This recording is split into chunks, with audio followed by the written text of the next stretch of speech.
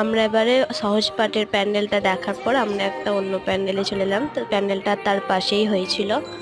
আর এটা হচ্ছে গোলাপি তলার প্যান্ডেল, বাঁশ দিয়ে একটা থিম করেছিল। আর চলো তোমাদের সাথে দেখাই প্যান্ডেলটা। আমি আমার ছোট বোনের হাত ধরে গেছিলাম, আর এই যে পাশের বন্ধুটা, ওটা হচ্ছে আমার বোনের বন্ধু হয়। তো আমরা পোল দিয়ে নেমে গেলাম। এবারে প্যান্ডেলটায় ঢুকবো, চলো তোমাদের দেখাই।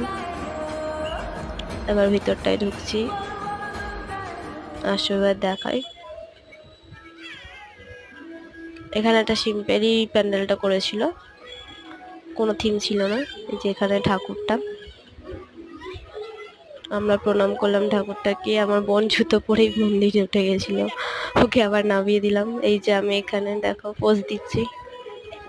এবার আমার বোনকে পোজ দেওয়ার জন্য বলছি, ও দিয়ে দিল।